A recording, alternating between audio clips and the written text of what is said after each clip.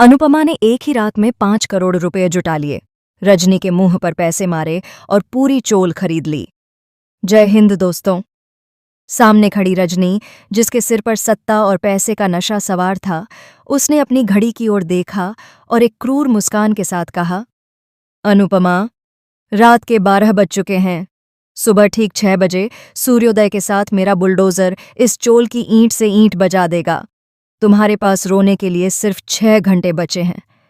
अपने इस परिवार को लेकर जहां जाना है चली जाओ, क्योंकि कल सुबह यह जमीन मेरी होगी, जिस पर मैं अपना साम्राज्य खड़ा करूंगी। रजनी के इन शब्दों ने वहां मौजूद हर शख्स का दिल चीर दिया। बापूजी हताशा में अपनी लाठी के सहारे जमीन पर बैठ गए। बा ने अपना माथा पीट लिया। राही, जो अपने पति प्रेम का हाथ थामे खड़ी थी, उसकी आंखों में अपना भविष्य बिखरता हुआ साफ दिखाई दे रहा था। लेकिन इसी सन्नाटे को चीरते हुए डॉक्टर आरोही, यानी आपकी अपनी ड्रामेबाज आरोही, आपको बताती है कि अनुपमा ने वह कर दिखाया जिसकी किसी ने कल्पना भी नहीं की थी। अनुपमा ने अपनी गीली आंखें पोंछीं, रजनी की आंखों में आंखें डालकर एक ऐसा सवाल पूछा जिसने पूरी बाजी पलट दी। भारी लेकिन स्थिर आवाज में उसने कहा, कीमत क्या है रजनी? इस जमीन की, इस मिट्टी की, हमारे इन आशियानों की क्या कीमत लगाई है तूने?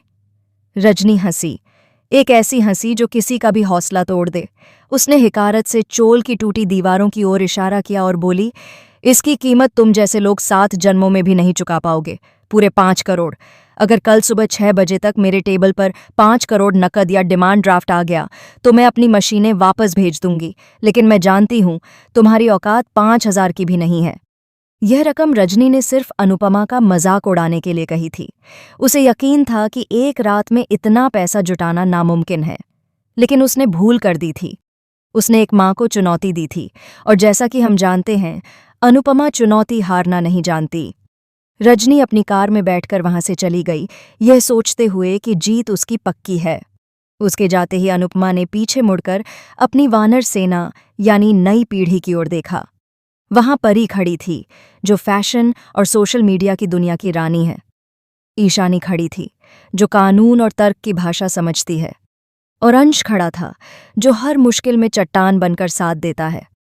कांपती लेकिन उम्मीद से भरी आवाज में अनुपमा ने कहा, मेरे पास एक रास्ता है। शायद नामुमकिन लगे, लेकिन कोशिश करने में क्या हर्ज है। बापूजी कहते हैं, बूंद बूंद से सागर भरता है।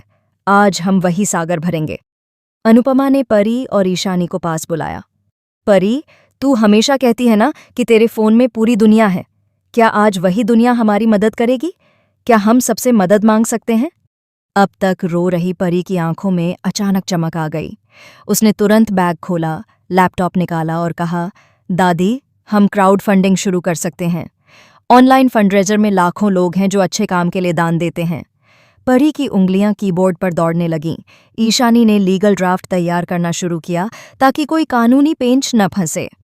बारिश अभी भी हो रही थी, लेकिन अब चोल का आंगन मातम नहीं बल्कि वॉर